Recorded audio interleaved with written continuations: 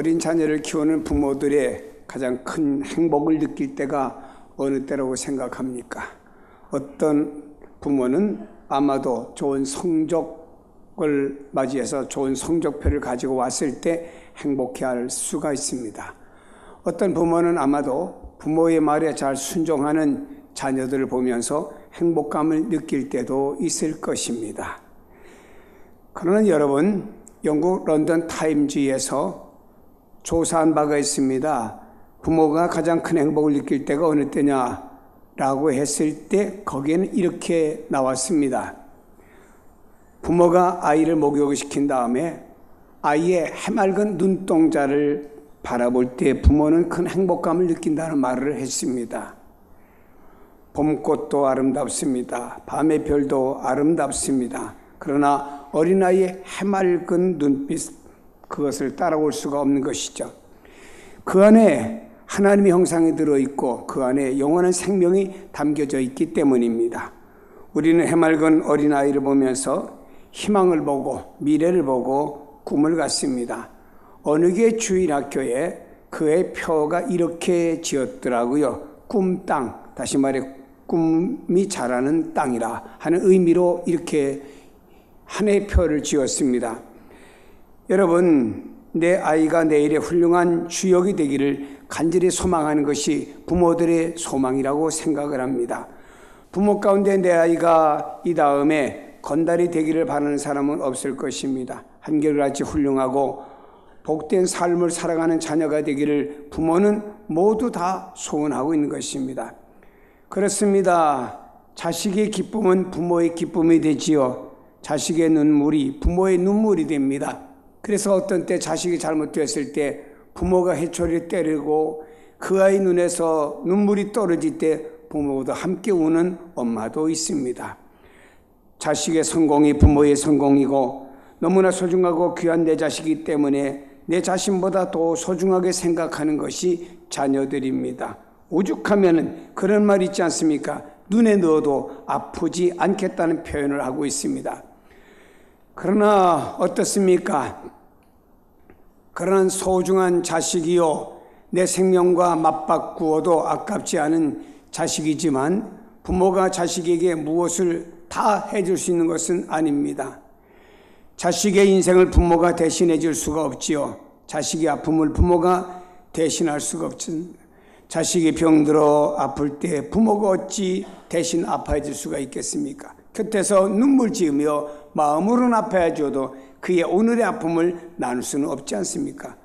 자녀의 기구한 운명을 부모가 어떤 방법으로 대신 감당할 수가 있겠습니까? 마음은 원이로되 대신할 수 없는 것이 자녀의 인생이라고 생각합니다. 우리의 현실을 한번 돌아봐야 됩니다. 여러분, 너무나 소중한 내 자녀들이 험난한 세상에 완전히 노출되어 있다라고 하는 것입니다. 언제 어디서 무슨 사고를 만날는지 알 수 없습니다. 언제 어떤 유혹에 의해서 내 자녀를 빼앗아갈지 아무도 모릅니다. 내 자녀의 인생이 언제 어떻게 삐뚤어질지 어떻게 잘못될지 아무도 부모는 예측할 수 없는 세대를 살아가고 있는 것입니다. 사랑하는 여러분, 우리는 이런 자녀들에게 무엇을 가르치며 무엇을 물려줘야 되겠습니까? 우리나라 자녀들에게 교육열이 세계에서 1위라고 하는 말을 합니다. 이처럼 자녀들을 가르치려고 하는 것이 부모의 소망이고 그 가르치는 것이 자녀들의 미래라고 부모는 생각하기 때문입니다. 또는 어떤 사람은요, 자녀에게 재산을 물려줍니다.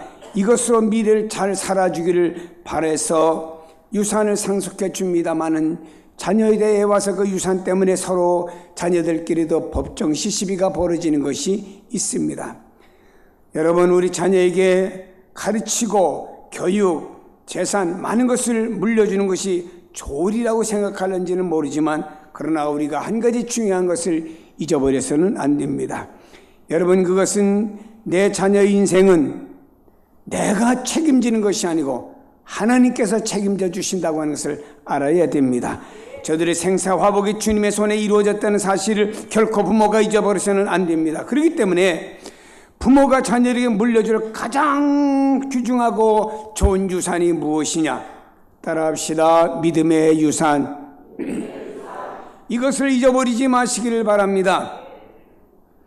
많은 유산을 물려준다고 되는 줄 압니까? 아닙니다. 오늘 본문에 소개되는 솔로몬이라는 임금은요, 르호보암 아들에게 많은 재산과 왕위를 물려주었습니다. 그러나 그 많던 재산을 애굽 왕이었던 이삭의 침략을 받아서 모조리 빼앗겨버리고 맙니다. 하나님께 복을 받지 못하니 맨날 전쟁의 불안 속에서 살아가야 되었고 보물들을 몽땅 빼앗겨버리는 인생이 되어버리고 만 것입니다. 저는 오늘 성경에서 두 분의 아버지를 여러분에게 소개하려고 합니다. 먼저 아브라함을 소개하려고 합니다. 아브라함은 100살에 가서 이삭을 얻었습니다. 100세에 얻은 아들이니 얼마나 소중하겠습니까? 금이냐 옥이냐 키웠을 것 아닙니까? 그러나 하나님께서 하나밖에 없는 아들 이삭을 번제로 하나님께 바치라고 합니다. 그때 여기 있는 아브라함은 하나님의 말씀에 순종하기 위해서 하나밖에 없는 아들 이삭까지 하나님께 번제물을 드리기 위해서 돌로 제단을 쌓고 그 위에 장작더미를 올려놓고 그 위에다 아들을 눕혀놓고 아들을 향해 칼을 들어가지고 아들의 심장을 찌르려고 했던 아버지 아브라함, 그만큼 하나님 앞에 하나님을 신뢰했고 하나님의 말씀이라고 무조건 순종했던 아브라함이죠. 여러분, 이런 아버지 아브라함의 신앙을 아들이었던 이삭은 똑똑히 보았습니다. 아들은 아버지가 하는 행위에 대해서 반항할 수 있는 이런 나이였습니다. 아버지가 장작더미 위에 누우라니까 누웠습니다. 아들아, 하나님 아버지가 하나밖에 없는 너의 생명을 달라고 하니 어떻게 하겠느냐? 나는 하나님 앞에 순종할 수밖에 없다. 하나님께서 너 아들을 100세에 주었지만 그 아들을 아버지 하나님 달라고 하니 어떻게 했느냐? 내가 하나님 앞에 제물이 되어야 되겠다. 여기에 장작더미 눕혀라. 내가 내 심장에 칼을 찌르겠다 할 때 이삭은 누워서 아버지 아브라함이 하나님의 말씀에 순종해서 행하는 모든 내용들을 누워서 다 보았습니다. 이제 얼마 있으면 저 아버지의 칼날에 의해서 내가 죽는구나. 우리 아버지는 하나님의 말씀에 순종하기 위해서 이와 같은 일까지 순종하신 거야. 하나밖에 없는 아들까지도 하나님께 제물로 바쳐드리는 우리 아버지의 믿음, 이것을 생각하면서 아마도 여기 있는 아들 이삭의 눈에서는 눈물이 조르르 흐르면서 눈을 감고 하나님이 나를 이 땅에 생명으로 주셨고 비록 많이 살아보지 못하고 젊은 나이에 가지만 내 생명을 아버지께 드리나이다. 우리 아버지가 하나님의 말씀에 순종하기 위해서 신앙으로 나를 하나님께 제물로 드리오니 하나님 받아주세요 라는 마음을 가지고 믿음으로 준비하며 아버지의 칼이 자기의 심장을 내려 찌르길 기다렸던 이삭, 이는요 아버지 아브라함으로부터 하나님의 말씀이 얼마나 중요한지 그 말씀 앞에 순종하는 아버지의 신앙의 모습을 보았습니다. 그러면서 이삭은요 하나님에 대한 신앙을 배우며 자랐습니다. 아브라함은 아들에게 하나님을 경외하는 신앙을 그냥 말로만 전해준 것이 아닙니다. 여러분이 교회 잘 나가 예수 잘 믿어야 돼, 기도해야 돼 이렇게 말로만 하는 것이 아닙니다. 몸소 삶으로 보여주고 가르쳐 주었습니다. 그러므로 아들에게 믿음의 유산을 아브라함은 물려주었습니다. 그 결과가 어떻게 되었습니까? 여기 있는 아브라함은 이삭에게 많은 재산을 물려준 것이 아닙니다. 그는요 가나안 땅에 들어와서 자기 땅도 없이 나그네의 삶을 살았고 가족을 위해서 공동묘지 하나 준비해서 막벨라 굴을 하나 돈 주고 산 것밖에는 가진 게 없었습니다. 그러나 이와 같이 믿음으로 살았고 자녀에게 믿음을 유업으로 물려준 아브라함의 아들이었던 이삭에게 하나님께서 어떻게 복을 주셨습니까? 성경은 창세기 25장 11절에 아브라함이 죽은 후에 하나님이 그 아들 이삭에게 복을 주셨다라고 말씀합니다.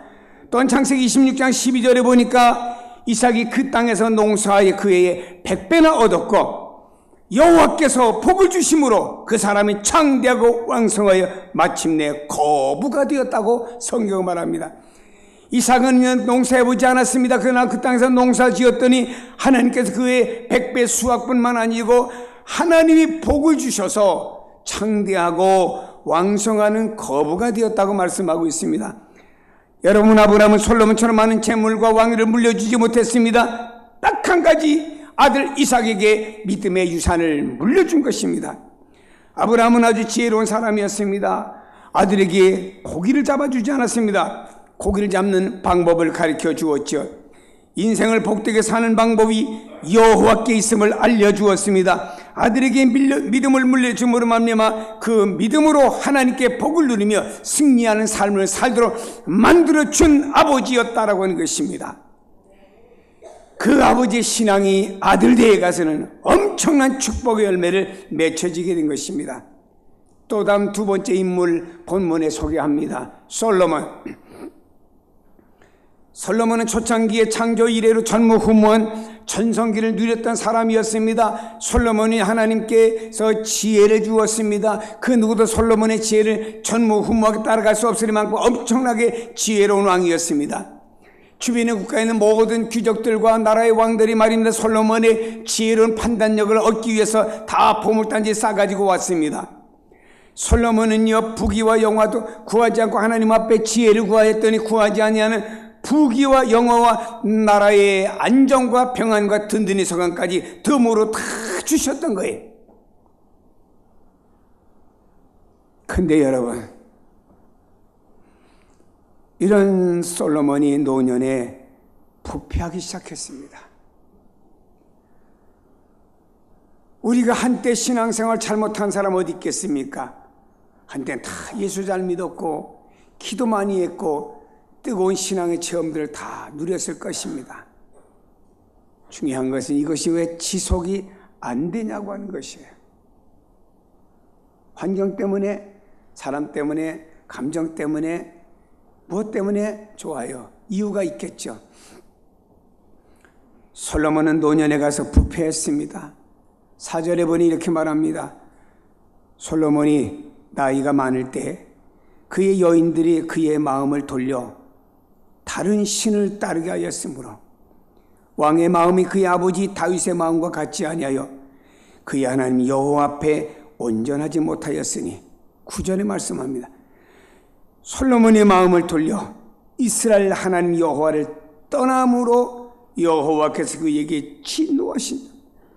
하나님께 복을 받아야 될 솔로몬이 하나님께 진노를 받을 존재로 바뀌어버렸다라고 하는 것입니다. 천명의 처첩을 거느리며 쾌락 속에서 서서히 그의 영혼이 병들어 썩어가기 시작하고 부패하기 시작했습니다. 이방에서 시집온 왕비들을 꿰어서 솔로몬은 그저 사람의 비유를 맞추려고, 세상의 비유를 맞추려고 우상을 섬기게 된 거예요. 그 아버지 다윗이 가졌던 마음과 아들의 마음은 달랐다라고 하는 것입니다. 저는요, 이렇게 생각을 해봅니다. 그래도 우리 선배들의 신앙은 분명했습니다. 먹고 살기 어렵고 힘든 삶을 살아왔지만 그래도 신앙 붙잡고 자녀들에게 이렇게 예수 믿어야 된다고 부모들이 매일같이 가정 예배 드리면서 간구했던 시절들이 있었습니다. 오늘날은 점점 더 신앙이 다운되면서 믿음이 그리스도인들이 종교인으로 변해가면서 주일은 하나님 앞에 예배 한번 경건하게 드리는 것으로 끝나고 나머지 사람들은 다 자기들이 삶의 주인이 되었고 살아가면서 점점점 영적으로 식어가는 이 미래의 대한민국과 우리들의 자손들이 어떻게 될까 굉장히 두려운 마음을 갖습니다. 여러분, 성경은 말합니다. 그들이 마음을 돌려 이스라엘 하나님 여호와를 떠났다라고 말씀합니다. 그 결과 솔로몬은 엄청난 대가를 받아야 됩니다. 하나님을 떠나고 부패한 솔로몬은요, 엄청난 대가를 받아야 됩니다. 11절에 말합니다. 내가 내 언약과 내가 내게 명령한 법도를 지키지 아니하였으니 내가 반드시 이 나라를 네게서 빼앗아 내 신하에게 주리라. 하나님의 솔로몬의 그 엄청난 풍성했던 나라 빼앗겠다 이 말입니다. 말씀합니다. 그러나 내 아버지 다윗을 위하여 내 세대에서는 이 일을 행하지 아니하고 내 아들의 손에서 빼앗으려니와. 성경 말씀합니다. 네 아버지가 너를 위해서 얼마나 기도했느냐. 우리 아들을 이 나라 이 민족을 위해서 이렇게 해달라고 하는 기도 덕분에 나 여호와는 너 솔로몬에게 전무후무한 지혜를 주었고 이 나라를 견고하게 만들어 주었는데 네가 노년에 가서 하나님을 영화롭게 하지 않고 사람을 기쁘게 하기 위해서 사람이 섬기는 이방의 여인들의 우상을 따라 섬김에 내가 부패해졌고 나와 멀어졌기 때문에 네 아버지 다윗을 봐서 네 때까지 솔로몬 때까지 가만히 있겠다. 그러나 네 아들 때에 가서는 네 아들 르호보암 때에 가서는 이 나라를 빼앗고 찢겠다고 말씀했습니다. 저는 이 말씀을 대하면서 너무너무 무서웠습니다. 너무너무 두려웠습니다. 솔로몬이 하나님 앞에서 부패하였더니 알델에서 12지파 중에서 10지파는 빼앗아 가지고 솔로몬의 아들이 아닌 여로보암에게 주어서 북쪽으로 가 살게 하고 솔로몬의 아들이었던 르호보암은 2지파 중심으로 남쪽 유다에서 왕이 되며 그래서 이 나라를 둘로 나눌 것을 말씀을 했습니다. 이삭은 아버지 아브라함에게 훌륭한 신앙을 배웠어요. 그러나 르호보암은 아버지 솔로몬에게 부패한 마음을 배웠습니다. 사실 르호보암이 부패한 아버지의 모습을 배웠습니다마는 과연 솔로몬에게 좋은 점이 없었겠습니까? 솔로몬도 좋은 점이 있었어요. 하지만 자녀들은요, 좋은 점보다 나쁜 점을 더 빨리 배웁니다. 이거 잊어서는 안 돼요. 여러분, 부모에게 10가지 중에서 9가지 좋은 점이 있잖아요. 그러나 한 가지 나쁜 점이 있어요. 이걸 더 쉽게 배우는 게 인간이라고 하는 것입니다. 그렇기 때문에 우리는 자녀들을 위해서 늘 기도하지 않으면 안 됩니다.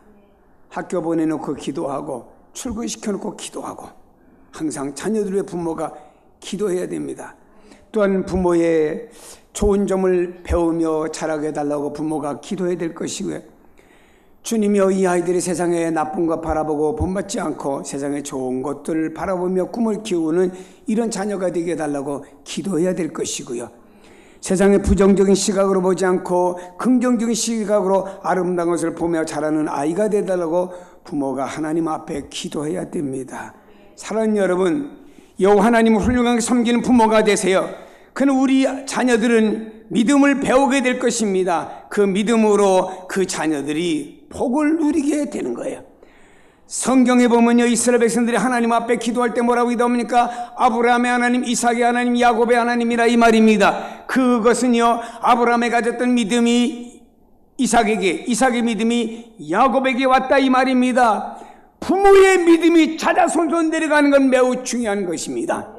그리고 말입니다, 신약에 와서 보면 디모데는 훌륭한 바울의 믿음의 아들이라고 불렀던 디모데 말입니다. 바울이 뭐라고 그럽니까? 네 애할머니 로이스와 네 어머니 유니고 속에 있던 믿음이 너 아들인 디모데 속에 있다 이 말입니다. 다시 말해 외할머니의 믿음이 엄마에게 왔고 엄마의 믿음이 아들에게 왔다 이 말입니다. 사랑하는 성도 여러분이요, 여러분 하나님을 잘 섬기는 믿음을 자녀에게 보여주시고 유업으로 물려주시기를 축복합니다. 이게 성도들의 자산이어야 됩니다. 과거에 우리의 조상들은 얼마나 주님을 잘 섬겼는지 모릅니다. 이것을 자녀에게 가르쳤어요. 보이지 않게 배우는 것입니다.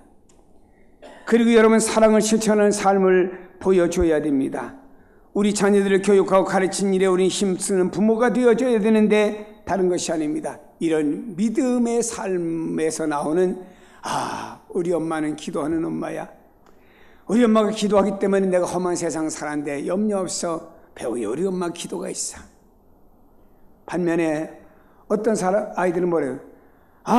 우리 엄마 난 너무너무 잔소리해서 나 가출하고 싶어. 이런 엄마도 있을 수 있잖아요.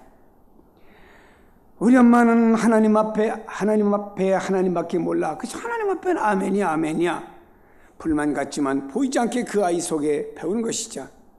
우리 엄마 왜 이렇게 사랑이 많은지 몰라? 나는 미운데 우리 엄마는 사랑하래. 이 아이의 사회성을 풍성하게 만들어주는 겁니다. 지금을 보지 마세요. 부모가 심어준 그 아이의 영성 있는 믿음은요, 그 아이의 축복으로 이어진다고 하는 것입니다. 여호와 하나님이 우주와 만물을 만드셨습니다. 지금도 사람의 생사화복과 날의 흥망성쇠를 하나님이 쥐고 계신다라고 하면은 그 하나님으로부터 복을 받으시는 자녀가 되기를 원한다고 하면 다른 것이 아니잖아요. 믿음의 유산 아닙니까? 그래 저들도 훌륭한 믿음의 사람이 됩니다. 그러면요, 주님을 경외하면서 믿음으로 기도하는 인생을 가질 때 저들은 모든 걸 헤쳐나가고 결국에 승리하는 사람이 될 것입니다. 저들에겐 주의 은혜와 축복을 누리는 삶을 살게 되는 것입니다.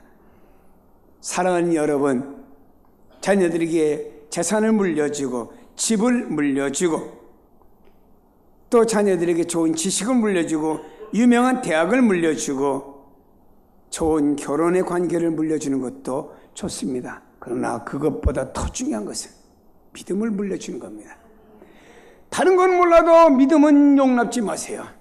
믿음은 양보하지 마세요. 어느 한 가정에서 고3인데 이 아이가 교회 열심히 나옵니다. 어머니는 집사인데, 야, 네가 고3인데 공부를 해야지. 교회 와서 너 교사도 하고 너 교회 와 살다시피 어떻게 대학 들어갈래? 너 주일날 학원에도 가고 공부 열심히 해서 대학부터 들어가야지. 그 아이가 그래 좋아 엄마. 그럼 나 이제부터 공부 열심히 할게. 교회 안 나올게. 그 아이가 교회를 떠났습니다. 공부 열심히 했습니다. 좋은 대학 갔습니다. 좋은 가정 이루었어요. 신앙은 없습니다. 결국 그 가정이 깨지고 말았어요. 자녀를 생각하는 어린이 주일 맞이하면서 물론 어린 자녀도 있지만 우리 자녀들에게 무엇을 물려줘야 되겠는가? 우리가 반성을 하십시다. 우리가 진짜 순수하고 바른 믿음 가지고 바른 믿음을 물려주면요, 그 자녀가 축복을 받습니다.